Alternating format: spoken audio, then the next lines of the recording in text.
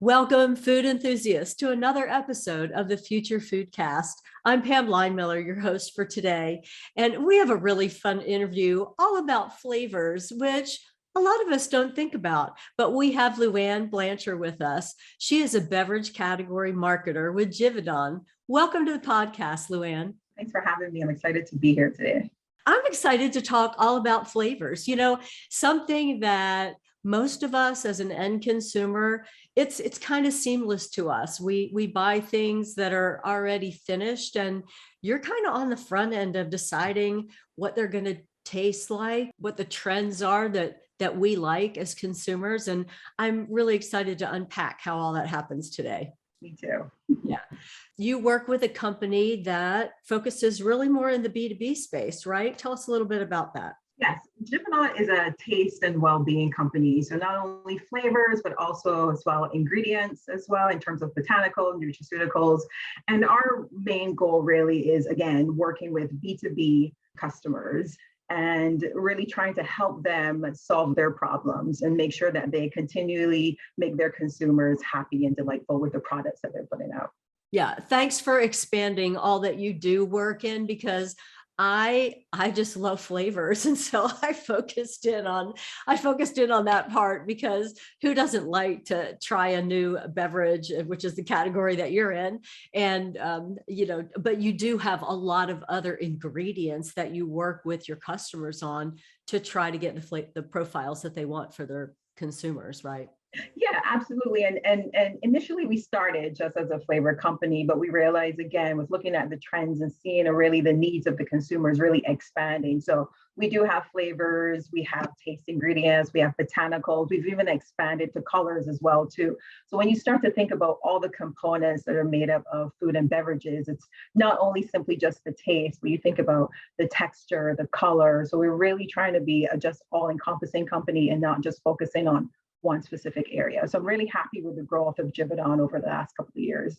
Well, very nice. I didn't realize until I spoke with you that all that was involved. I just pick something up and buy it, but I don't really break it down like you do as a marketer into all the different components and what trends are happening out in the marketplace. I know consumers' tastes are changing a little bit. I mean, how do you figure that out? What's going on right now, and how do you know?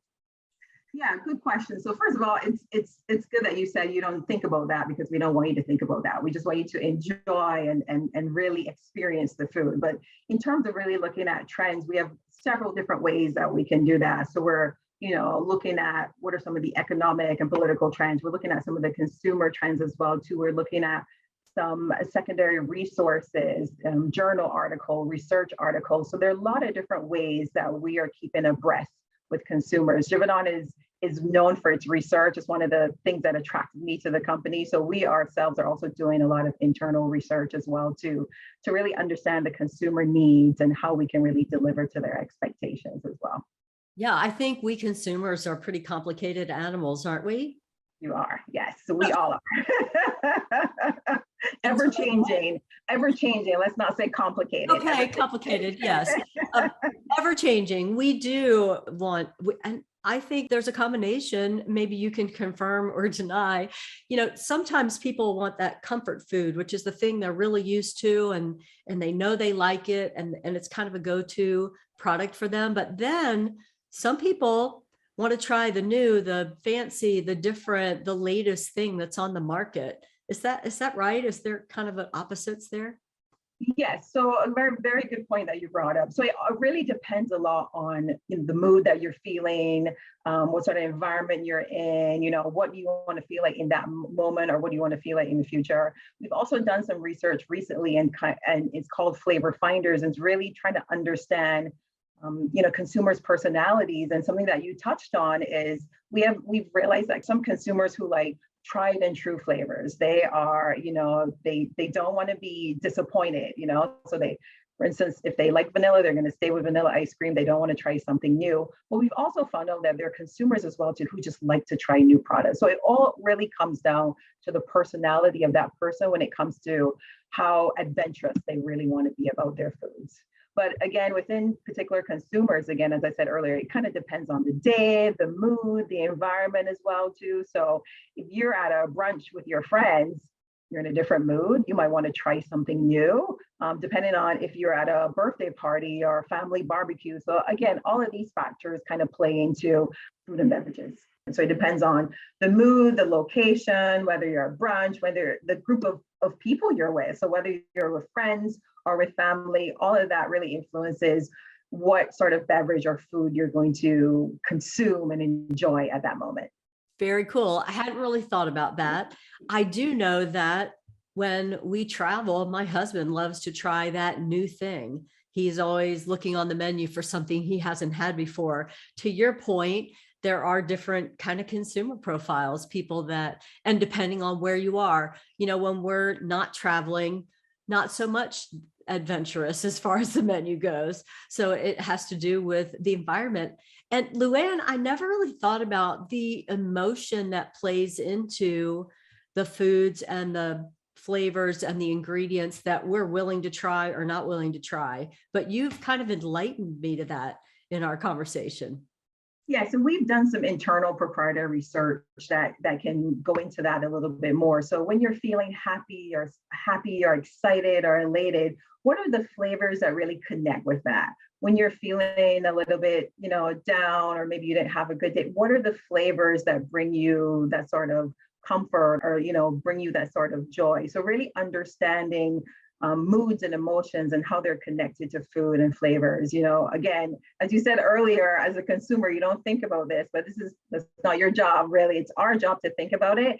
And again, to make sure that we apply our learnings and principles and really look at our portfolio and see how we can continue to entice and delight the consumer. Yeah, enticing and delighting. I mean, it's all about us having an experience with our food. Absolutely. Absolutely. That is pretty much the purpose and kind of the motto at Givaudan, right?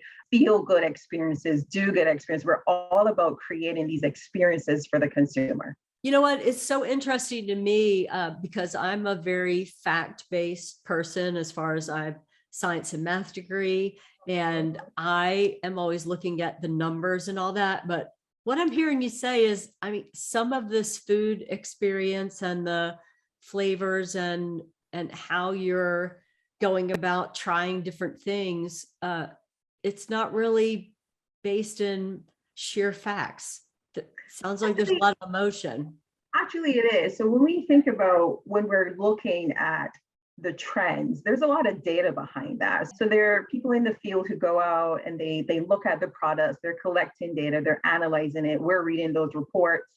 We are, again, anytime we make a new product or we're thinking about telling our customers about the consumers and the trends, that's really kind of based in some data as well too. So there's a little bit of quantitative as well as qualitative as well. So it's a good marriage of the two, I would say. So we, again, at Givaudan, believe in science, we believe in research. There's one thing that we love is that we love data. And so we'll always have some sort of data behind anything that we present. Yeah, I think it's great that Givaudan does all of the research. So I don't have to. I can just show up and enjoy the things that I'm liking to enjoy. That's kind of what I'm getting is the bottom line from this interview is that you're doing all the work so that I don't have to. I like it. I like that part of it. Well, how did you even, let's back up a little bit because this is an interesting job, Luan. How did you even get started in this industry and then this category within this industry? Tell us a little bit about that. Yeah, absolutely. A really good question. So I remember I'll go a little bit way back. So last semester undergrad, I was introduced to food science, and I took a food science course and it just went from there. And I went ahead and got a food science degree specifically in sensory science, which is really looking at the measurement and evaluation and interpretation of how we humans kind of evaluate products, right? So through our senses, so aroma, touch, with smell and texture.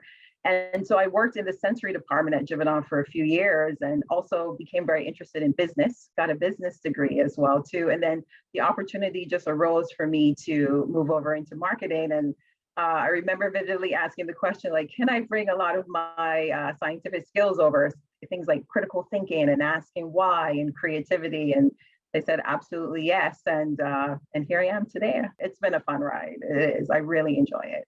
Yeah, it's nice that Vividan really appreciates your background and what you're bringing to your job and kind of allows you to use the best of all of that to in the It's work. never, each day is different. It's never the same, never a dull moment. Yeah, and I think that would be really fun because we're always changing and consumer trends are changing right now too, as far as what we like and what kind of things we're, I think in the beverage category in particular, I guess what's happening, seems like coffee was a huge thing. I know seltzers are big, but that's just anecdotal. What do you see? So you're absolutely right, Pam. There is a lot going on in the beverage market right now in terms of trends, in terms of new products. So I'll try to, give you a little synopsis of each one. So within the alcohol category, we're seeing gin really having its moment and tequila having its moment. And a lot of those are kind of linked to the botanicals, the naturalness, the story that goes behind making those alcohols. And we're also seeing a lot with mocktails as well, too. And that's a bigger overarching theme in terms of health and wellness and consumers either wanting to abstain completely from alcohol or really try to find a way to balance it, right, in their lives. So we're seeing a lot of mocktails are non-alcoholic spirits on the menu, and bartenders and mixologists are really creating a lot with that. In other categories such as coffee, here comes really a big, in terms of experience and global flavors and how do we really tap into the senses? And a lot of this happened during the pandemic. So a lot of people weren't able to go to the coffee shops as they wanted to. So they started really experiencing and bringing that into their home. And now they've kind of taken that and kind of kept that. Like, how can I bring these elements of a coffee shop into a home? Still, I'm going to a coffee shop now that things have opened up. But how do I bring those interesting flavors and nuances? We're really seeing a boom with cold brew, especially with the convenience, cold coffee. It's very convenient. You can take it, you don't need to wait for it to brew. Seltzers, as you said, huge, right? Really big. So just seltzers in terms of what are the flavors that are being used? What are the flavor combinations? Again, when we think about things like health and wellness, here's where you start to see some of those botanicals and other ingredients. You see things like ginseng being incorporated into things like seltzers as well, too. And in terms of hard seltzers now, that market is continually evolving. We're starting to see a lot more brands on the market and starting to see what they're doing there. And what's next there is kind of maybe moving into some of the spirit-based seltzers as well, too.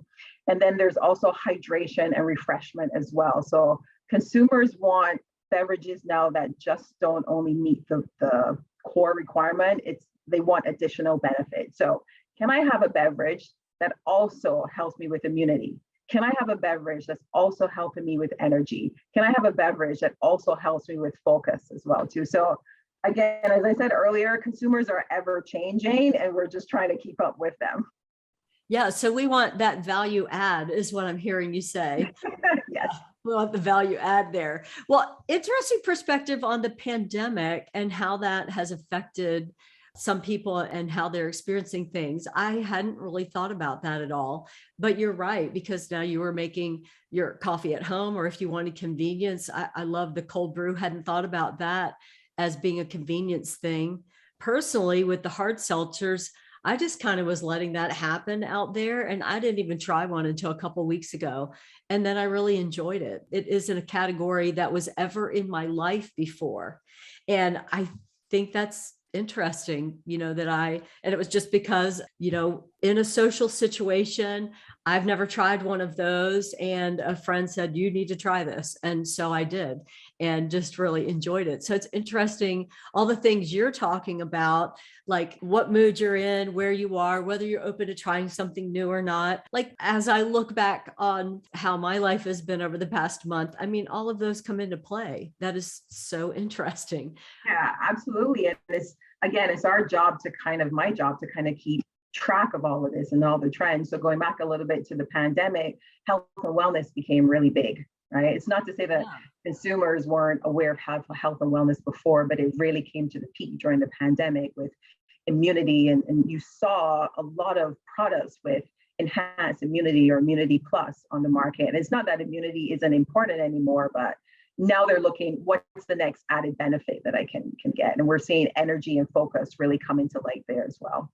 Okay, so interesting. You're right. People were looking, and the value add was immunity because it was at the forefront of everything that was happening in our lives during that time. And now I think still is a concern. People have learned that if they can keep their immunity boosted, that's better for everyone because we're all going to move forward in a healthier way. So that's all so much better. Another trend that I've seen that you had talked about before was consumers are interested like in the botanicals and kind of more natural things, but also in like the sustainability of what's happening with their products and how they're being sourced and produced and all of that. Are you seeing that with what you do as well? Absolutely. So sustainability is key and on the minds of consumers. And we at Givaudan take it very seriously. We've always been known to ethically source a lot of our ingredients. And so this is very important to us. We want to make sure that our customers trust us and trust that what we're giving them is not only sustainably sourced, but also is delivering a rich profile as well too.